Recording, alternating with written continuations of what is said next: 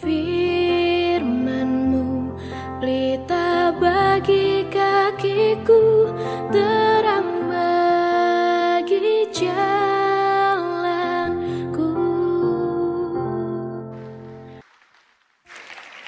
Apa kabar GBI Gilgal? Berapa banyak yang siap untuk belajar firman Tuhan? Bolehkah kita sambut firman Tuhan dengan tepuk tangan yang paling meriah dan sama-sama shout haleluya. Silakan duduk, Bapak sering kasih oleh Tuhan. Di bulan Januari ini kita akan membahas sebuah tema tentang future atau masa depan. Dan saya mengawali di minggu pertama memiliki masa depan yang berhasil. Dan kita belajar tentang 3 hal, tentang pengetahuan, tentang pengertian, dan juga tentang hikmat. Dan kali ini saya akan membahas tentang memiliki masa depan yang berbuah. Kita selalu belajar, penting sekali untuk kita balance 5 hal ini. Di area yang pertama namanya rohani, yang kedua di area jasmani, kemudian di area keuangan, yang keempat area apa tuh? Hubungan atau keluarga, dan yang terakhir itu di area karakter. Bapak Ibu Saudara mau berbuah di area yang mana? Rohaninya rindu berbuah enggak? Ya tentu rindu. Karena bagaimana kita memuliakan Bapa di surga dengan cara menghasilkan buah.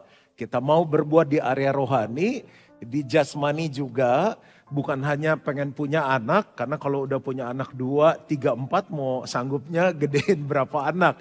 Tapi bicara mengenai jasmani juga kesehatan kita ingin sampai Tuhan panggil kembali kita dalam keadaan yang sehat. Buat apa umur panjang tapi kita gak bisa menikmati karunia Tuhan. Dan yang pasti di area keuangan, siapa yang pengen keuangannya berbuah? Aku duluan angkat tangan. Yang hubungan atau keluarganya pengen berbuah, yang orang tua udah gini, aduh mami udah pengen gendong cucu nih, sindir-sindir gitu. Kita nungguin setiap malam minggu gak ada yang selamat malam om, gak ada bunyi bel pun tidak berdenting sama sekali. Kita pengen keluarga kita berbuah, semakin harmonis. Dan yang paling penting adalah karakter. Yang pelit jadi murah hati, yang garang jadi lemah lembut, dan sebagainya. Tapi izinkan saya hari ini membahas di area keuangan. Bapak Ibu Saudara, perlu nggak keuangannya berbuah? Perlu ya. Jadi kita akan belajar bagaimana mengalami janji Bapak di area keuangan. Mungkin bagi beberapa orang, wah nggak perlu pastor, uang saya sudah banyak. Loh, kita kan punya anak, punya cucu. Belum tentu apa yang kita tinggalin, kalau mereka nggak bisa mastering itu, mereka kan akan berdiri di kaki sendiri. Masa sampai menikah masih kartu kredit bapaknya dipegang. Beli apa-apa pakai uang bapaknya, kan kita nggak pengen udah punya keluarga seperti itu. Jadi kita bisa bekali anak-anak kita, atau kita menolong orang di sekeliling kita. Bapa di surga ingin anak-anaknya tidak kekurangan, bahkan mau supaya berkelimpahan. Berapa banyak yang hadir udah punya anak. Nggak ada orang tua yang gini, papa, mama, suami istri ngomong gini, yang aduh rasanya tugas selesai ya, kita punya 3 anak miskin semuanya. Kamu do you feel the same? Kan enggak. Kita aduh gimana, udah pompa papa yang bayarin aja. Udah gak punya mobil, udah bikin malu, gue beliin mobil. Kita kayaknya pengen apa aja semuanya tuh untuk anak. Nah Bapak di surga juga gitu. Jangan pikir kita kekurangan dan di surga mereka lagi minum kopi. Ada kopinya di surga ya. Dan mereka yang ngobrol.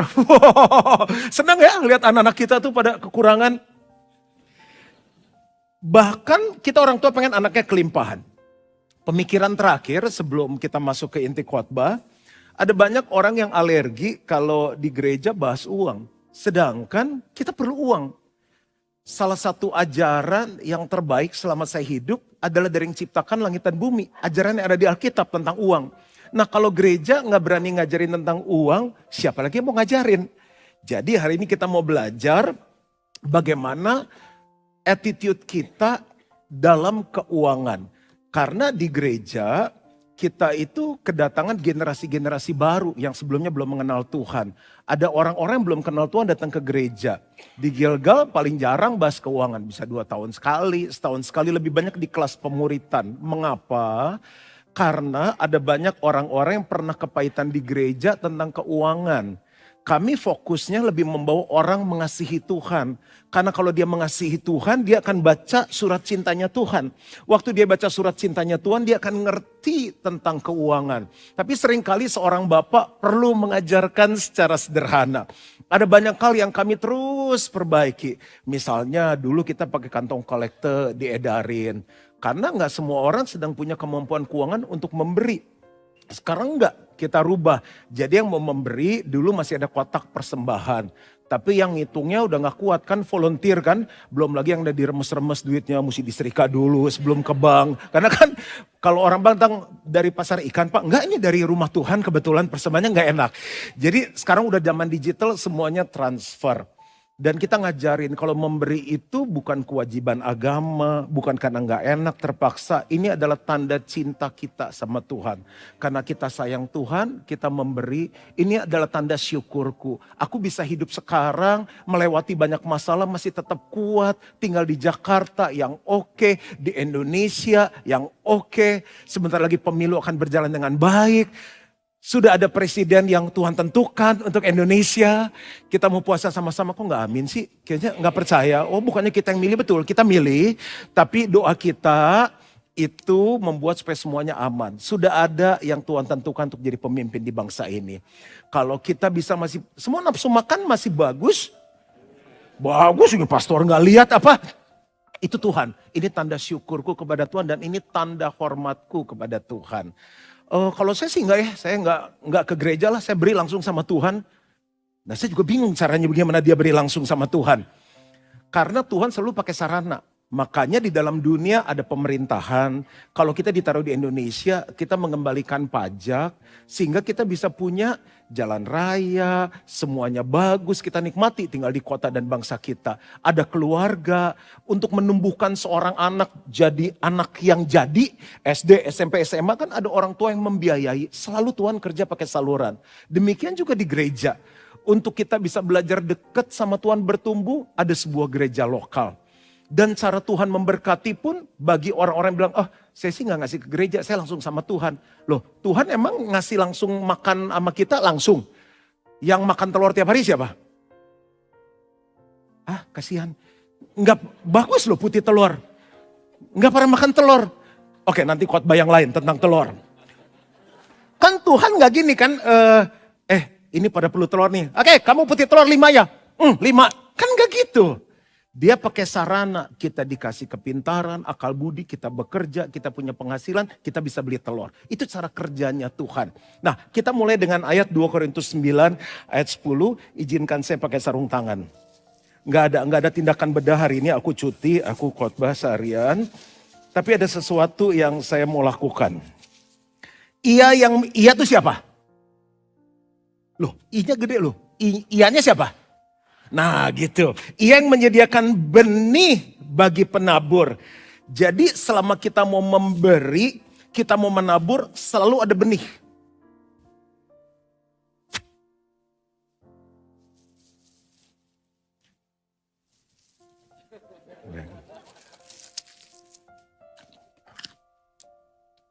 Kebaktian pertama asik Pastor Hendy. Tapi kalau dari 5 kali agak kembung juga, makan salak 5. Seringkali kita nggak bisa terlalu cepat menilai seseorang. Ini salah satu buah kesukaan saya salak. Jangan ada yang protes. Nah, sampai kapan Pastor Juan bisa makan salak? Mudah sekali pertanyaannya. Enggak, sampai umur berapa Pastor Juan bisa makan salak? Saya lebih jelaskan lagi.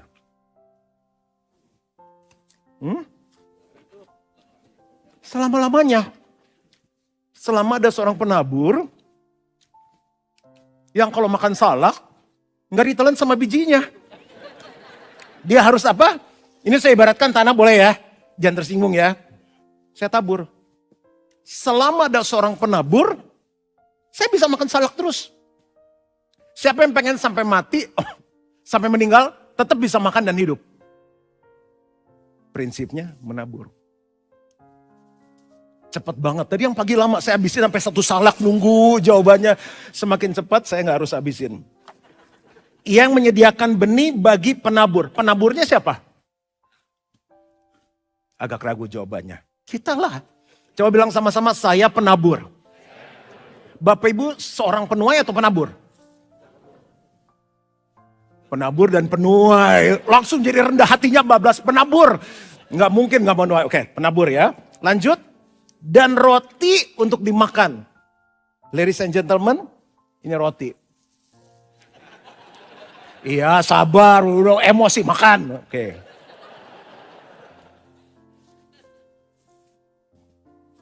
Sampai kapan Pastor Juan bisa makan roti?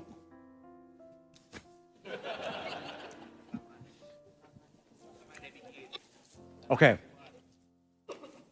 Tadi saya tabur biji salak di tanah numbuh kan. Sekarang saya coba pakai roti ya.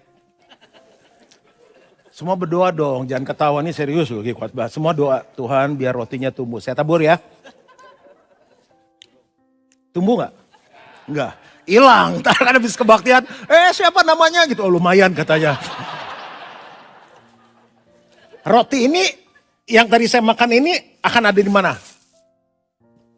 Perut, terus besoknya di... ini roti yang kemarin. Flash, masuk, hilang. Bapak Saudara, tangan udah bersih, sekarang boleh pegang duit. Aduh.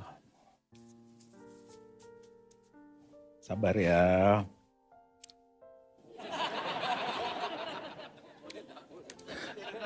Semua udah begini Tuhan. Bisa pas banget aku datang. Kalau kita dapat berkat. Ini berkat ya. Berkat bisa kesehatan dalam bentuk uang. Jangan semua dimakan. Karena waktu dimakan, habis. Nasi goreng 10, habis.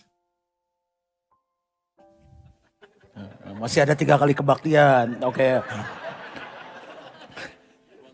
Roti aja hilang apalagi uang. Oke.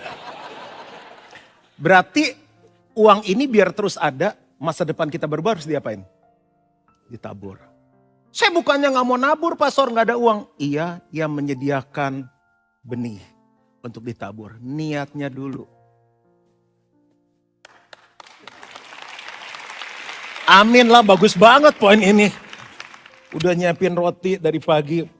Dan melipat gandakannya. Ia juga yang akan menyediakan benih bagi kamu dan melipat gandakannya. Jadi kalau kita seandainya ngerti kita penabur dan mulai belajar nabur. Oh Tuhan bilang bagus juga.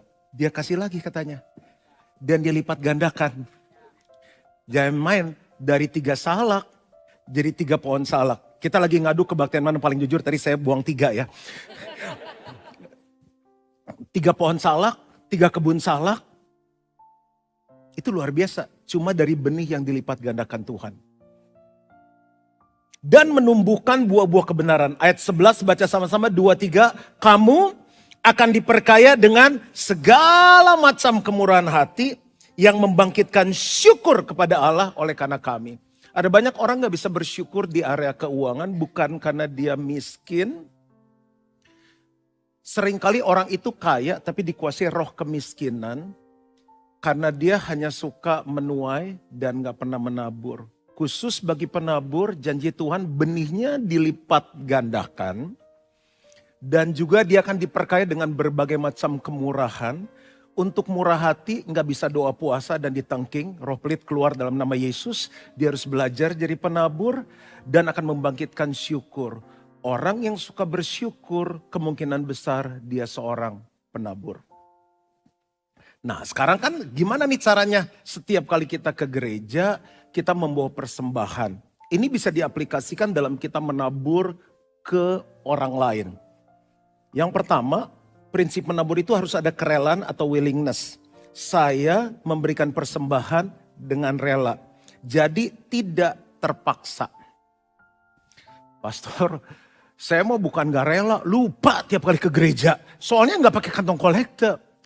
Kalau yang namanya orang niat, makanya dulu di amplop saya tulis Tuhan, ini adalah tanda syukur saya kepada Tuhan.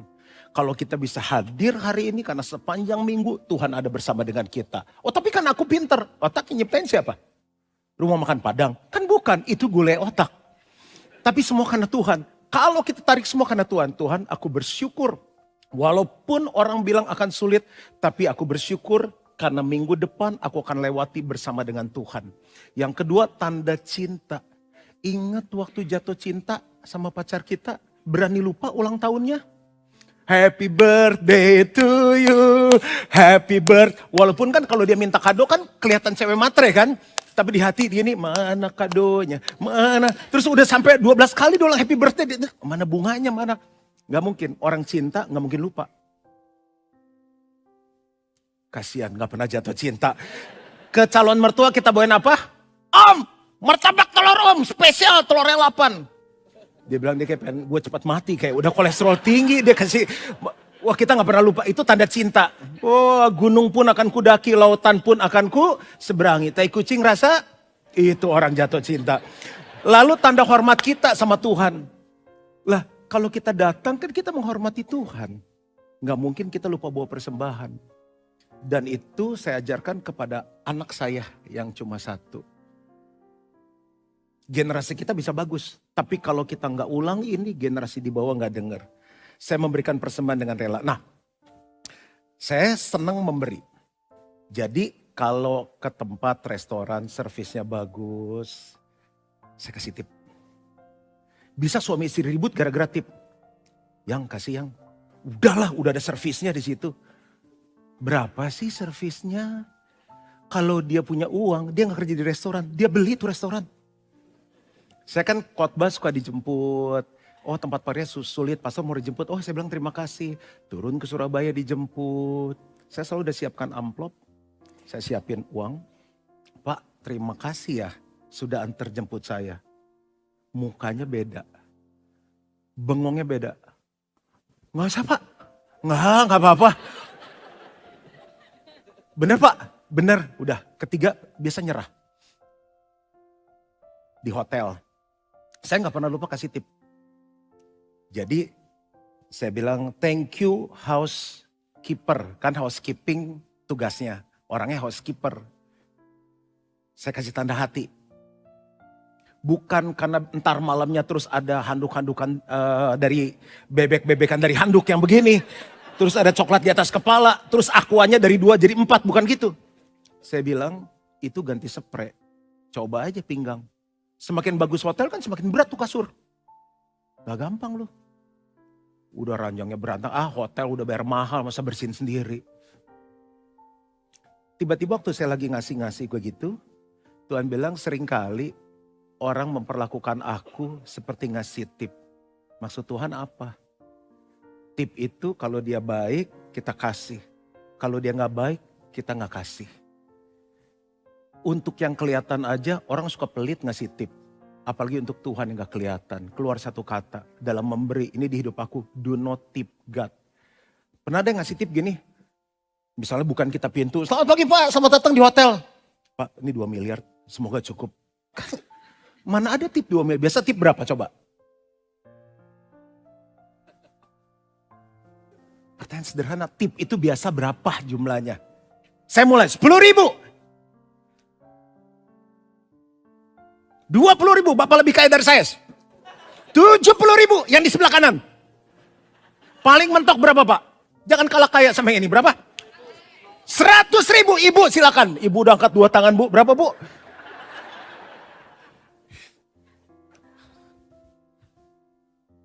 Level itu yang kita kasih karena kita diberkatin. Berapa banyak yang hadir diberkati oleh Tuhan. Do not tip God, but give. Beri datang dari kerelaan. Yang kedua, proporsi atau proporsional. Persembahan saya sebanding dengan kebaikan Tuhan yang telah saya terima. Ini semua yang saya ngajarin kebenaran firman, saya hidupi dari lahir baru 37 tahun. Sebanding dengan kebaikan Tuhan yang saya sudah terima. Kita gambar yang lain.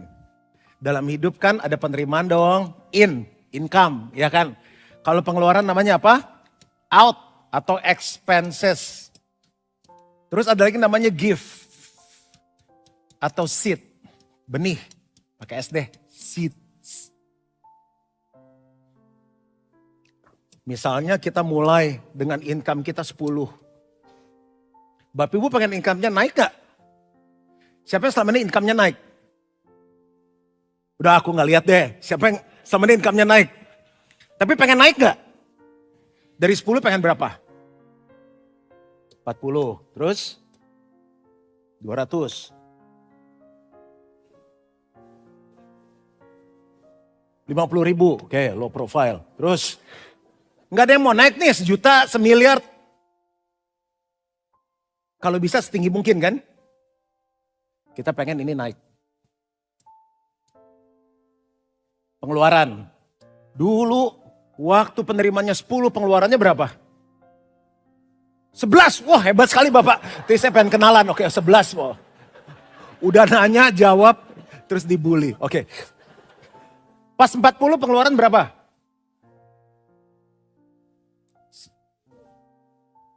11, 20, 15. Pas 200? Bu dari hati sekali kayaknya. 100! Bagus. Yang tadi kebaktian 1, tapi antar kita jangan cerita. Kalau 40 jadi berapa? 40! Kalau naik 200, 200! Jadi responsif sekali, cuma latah. Mungkin usia, oke. Nah, di penerimaan. Ini tahun 2003. Ini tahun 2023. Nah, benih kita, pemberian kita naik turun.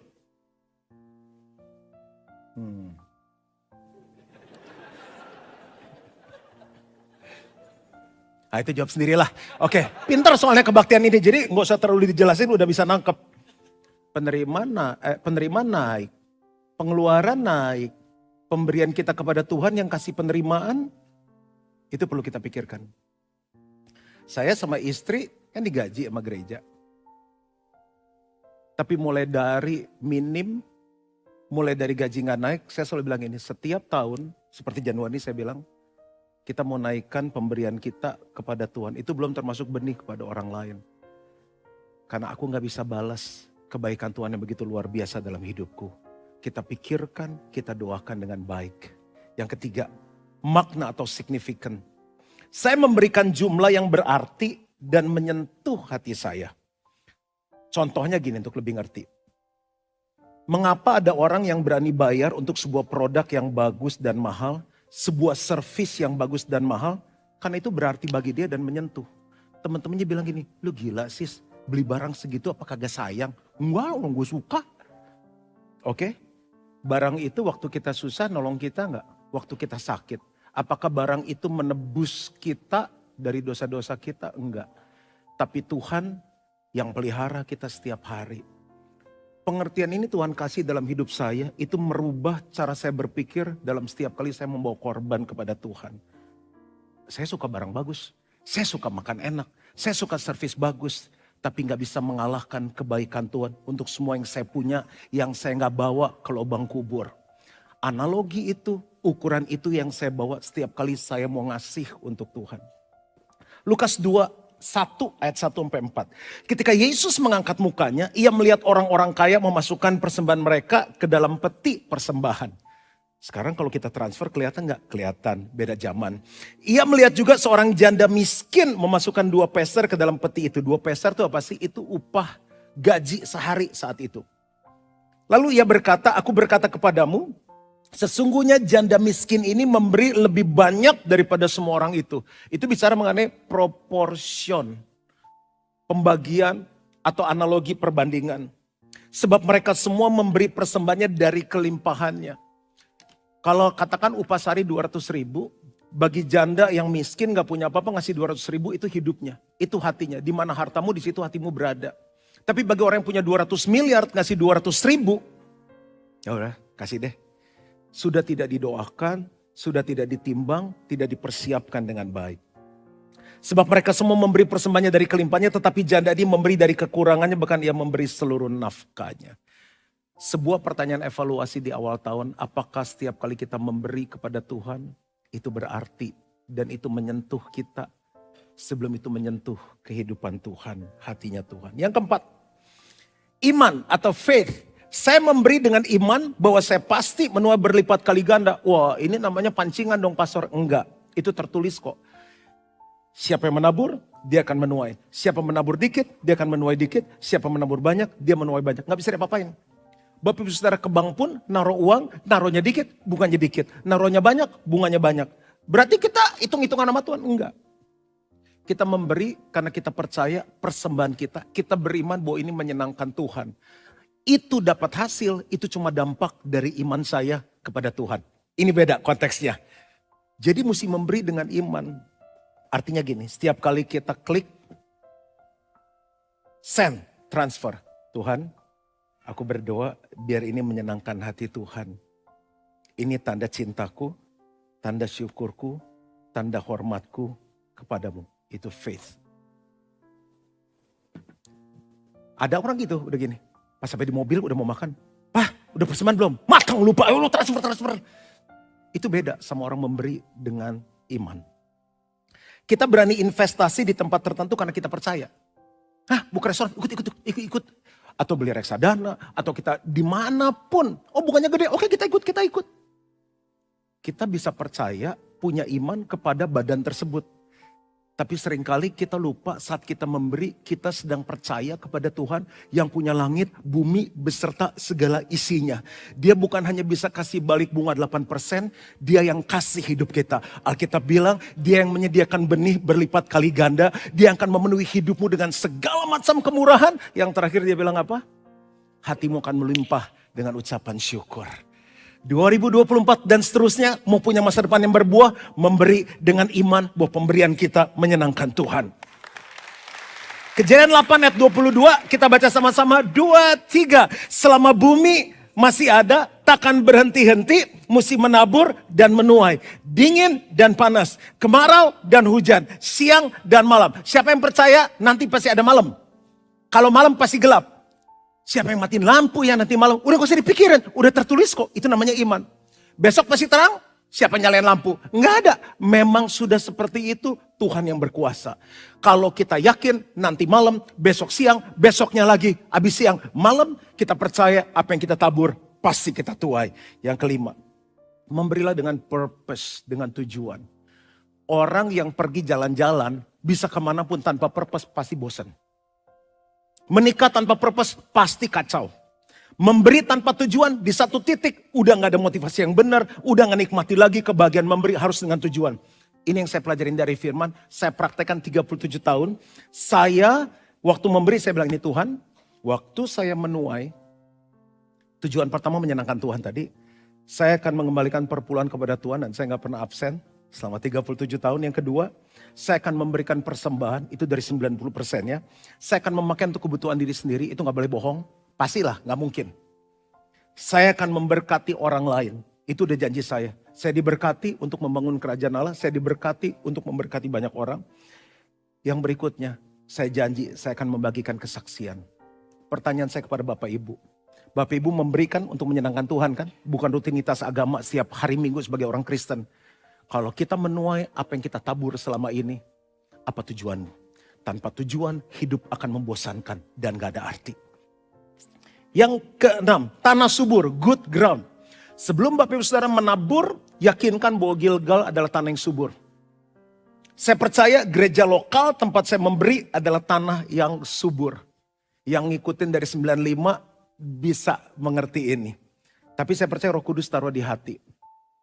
Ini kita udah mau SPT kan? Saya Februari ketemu konsultan pajak. Waktu saya membayar pajak saya bilang Bu, saya mau benar.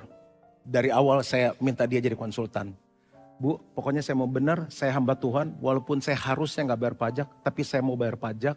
Karena saya gak jadi jemaat, saya harus jadi pelaku. Waktu saya bayar pajak itu, saya percaya Indonesia adalah tanah yang subur. Jakarta adalah tanah yang subur.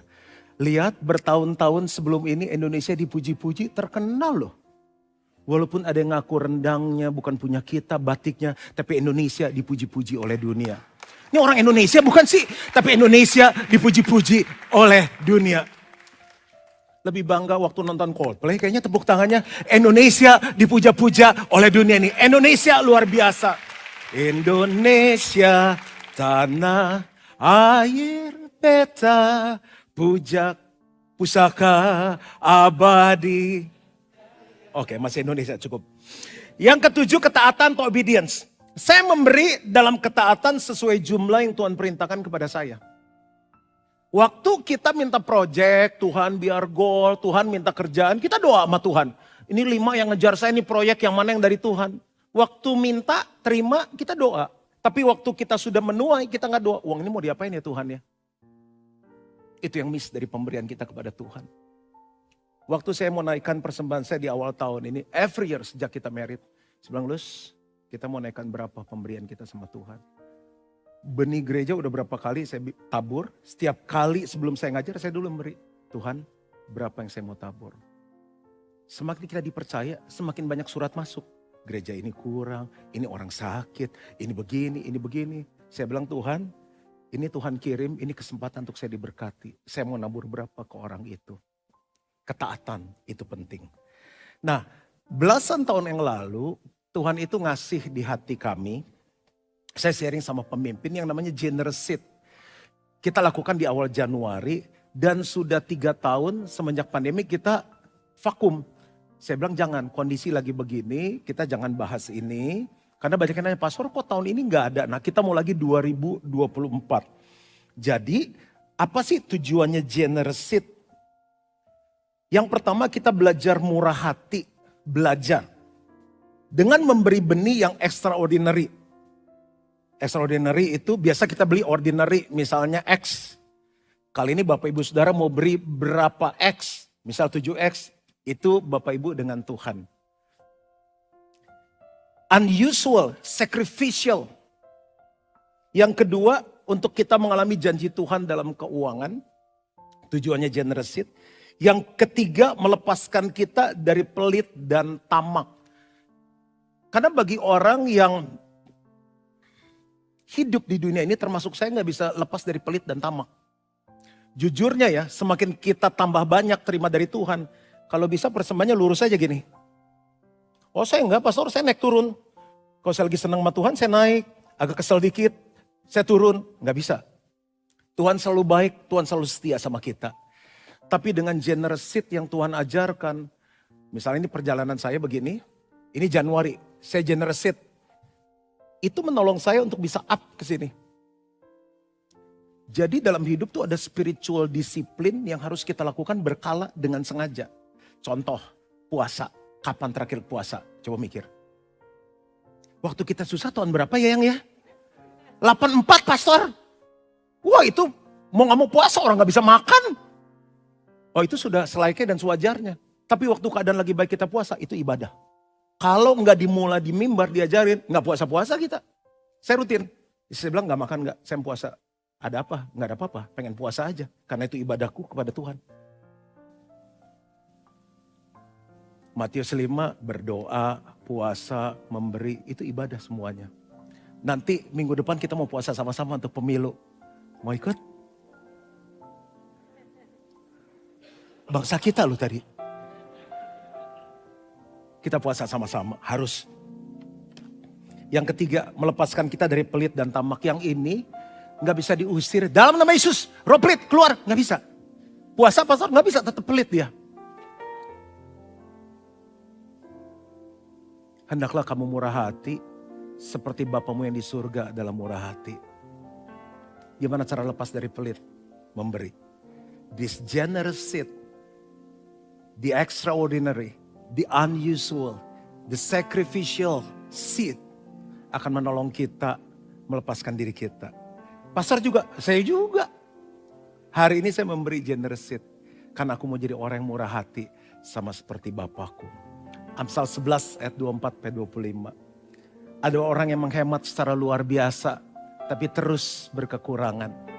Tapi ada orang yang menyebar hartanya, dan ia bertambah kaya. Bahasa Inggrisnya bilang gini, the word of the generous gets larger and larger. Dunia orang murah hati semakin luas karena benihnya ada di mana-mana. Benihnya jadi pohon, pohonnya mengeluarkan buah, buahnya tumbuh, ada benihnya lagi berlipat kali ganda. But the word of the stingy, dunia orang pelit semakin kecil, semakin kecil, semakin kecil. Saya tutup dengan sebuah statement dan saya selesai. Kita membawa persembahan kita sebagai tanda syukur Baca sama-sama yuk. 2, 3. Kita memberi persembahan sebagai tanda syukur, tanda cinta, dan tanda hormat kita kepada Tuhan. Doa saya, setiap kita punya masa depan yang berbuah. Tuhan memberkati. Mari bangkit diri sama-sama. Takkan